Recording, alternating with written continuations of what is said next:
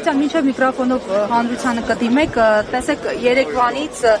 իշխանական ու իշխանամերձ լրատվամիջոցները եւ գործիչները քննարկում են դարձյալ ձեր անձը։ Պարոն Կարապետյան, ձեզ դարձյալ մեղադրում են ձեր թիկունքում ունենալու այսպես նախկինների աջակցությունը, նախկին նախագահների, այս առնչությամբ ձեր դիտարկումները։ Ամեն անգամ նույն բանին չեմ ուզում անդրադառնալ, արդեն երևի 4-րդ անգամ նույն բանը խոսացել ենք, նույն բանը ասել ենք, ասենք իրենց առաջի ցուցակի երևի առաջի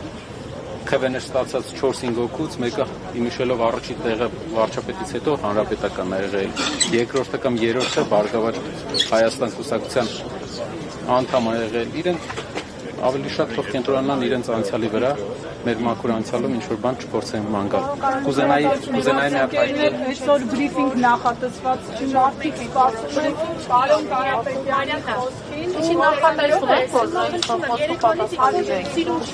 Պարոն Կարապետյան, ձեզ մեղադրանքներ են հնչեցվում,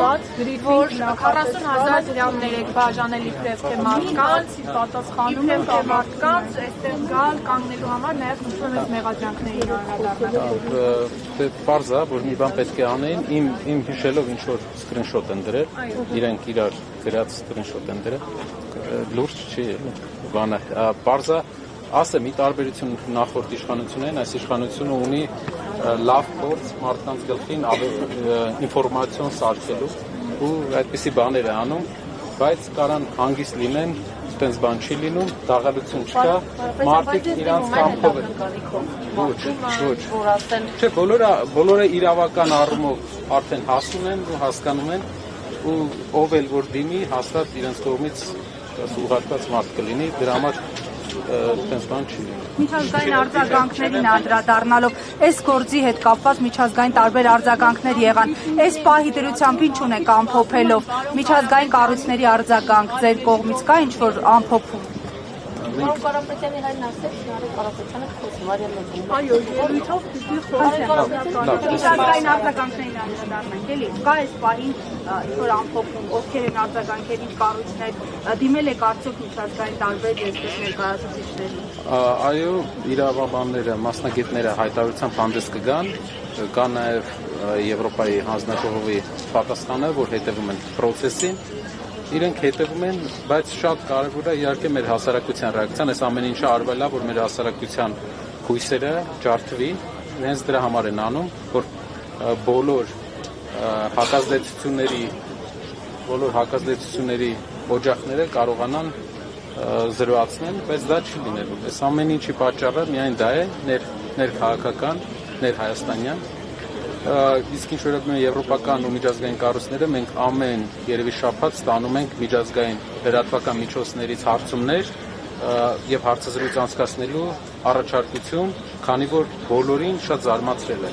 Ու շատ կարեւոր բան եմ ուզում ասել։ Եթե մենք դեմը չենք առնում այս process-ի, լինում են այն, ինչ այսօր է եղել։ Այսինքն 6 քահանա, 8 քահանա ձերբակալվել է։ Հիշում եք, իրանք ասում էին, որ պայքարում են մենակ կաթողիկոսի անձի դեմ։ Կաթողիկոսի անձի դեմ են հիմա պայքարում։ Եկեղեցու դեմ են պայքարում, 8 քահանա են ձերբակալել, թող այդ հեքիաթները պահեն իրենց այդ բաներով ոնց որ տարածեն, բայց դա հեքիաթ է, իրանք պայքարում են հայ առաքելական եկեղեցու դեմ, հայրենակիցներ ջան, այս իրանց հեքիաթներին մի ավատացեք։ 4 օր առաջ էլի Ադրբեջանի հոգևոր առաջնորդը հայտարարություն է անում, որ առաքելական եկեղեցին վտանգ է, 4 օր հետո էլի 8 հոգու ձերբակալում են։ Ոնց էլ մենք այդ մեսիջը ձեզ տանք, ձեզ մոլորեցնում են։ Ադրբեջանը հրանգավորում է այստեղի իշխանություններին ինչ անեն կողմնակցության։ Գիտեք, կա դեդուկցիա եմ ես հետ գնում, այսինքն կա փաստ եւ այդ փաստից նախորդած ամեն Ադրբեջանի հոգևոր առաջնորդի հայտարարությունից մի քանի օր հետո տեղի ունենում այսպիսի մի դեպք։ Այս մարդիկ ոչ հոգևոր հովիվին են մեր եկեղեցու թիրախավորել են Հայաստանի ամենամեծ ռեպուտացիա, ամենամեծ վարկանիշ ունեցող կառույցին, հայ ժողովրդի համար, միավորող ուժին, սփյուռքետ միավորող ուժին, որպիսի հնարավորության դեպքում կարողանան հակազդեն հայկական պահանջատիրությանը ցեղասպանության ուղղությամբ։ Այսինքն, որպիսի ցեղասպանության հետ կապված մեր ազգի բոլոր պահանջները ճանաչման հետ կապված բոլոր պահանջները հնարավոր լինի ինչ որ ձև Հայաստանում արդեն չեզոքացնել։ Այս ամեն ինչ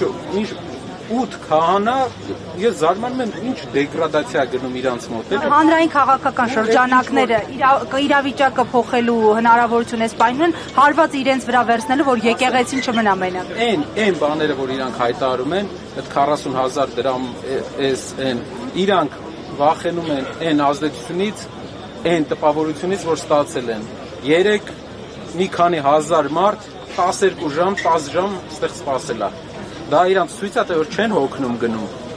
Մեծ մասը չի հոգնում գնում, այսինքն բոլորը հետևողական մնում են։ Թող իրենց հույս չտան։ Որ իրենց գործնական բնորոշ է, երեկվայից հետո ինչ-որ հետապնդումներ, չգիտեմ, եղել են այստեղի մասնակիցների նկատմամբ ինչ-որ բաներ։ Հետապնդումները դա կարճաժամկետ խնդիրներ են, էդի ուղղակի ունի նպատակ մարդկանց ինչ-որ մտքեր առաջացնելու մարդկանց մեջ, բայց այս խնդիր ինձ թվում է ով որ գալիս է ինքը արդեն գիտի, արդեն հասկանում է ուր է գալիս ու հասկանում է որ բոլոր հետևանքներին ինքը պատրաստ է իր գաղափարի համար։ Շատերի համար կարևոր է որ միայն Սամվել Կարապետյանի համար չեն գալիս, իրենք տեսնում են Սամվել Կարապետյանի մեջ այն հույսը, որ կարող է վերջնականապես հավասարակշռվել ու հավասարակշռել այս մարդկանց այս անսահման արդեն դարձած ապօրինությունները։ Այսինքն մարդ պայքարում է եկեղեցու իբր հոգևոր հովիվի դեմ, բայց այսօր եկեղեցին արդեն փակ է։ Ինչն է, ինքը ասում է ես եկեղեցու հետևորդ եմ, եթե եկեղեցու հետևորդ ես, 8 քահանա, ինչու ես ձերբակալել, ինչու ես կալանավորել։ Սա հարգելի հայրենակիցներ համոզում են, ինչ որ ձև իրանց մեծա ռեսուրսներով ձեզ ուզում են մոլորեցնեն։ Իրանք ուզում են եկեղեցին թուլացնեն, ոնց ասեմ ձեզ, եկեղեցին թուլացնում են այս մարդիկ, որ իրանց նպատակները կատարեն, այն նպատակները, որի պարտավորությունը ամենայն հավանականությամբ վերցրել են։ Շնորհակալություն։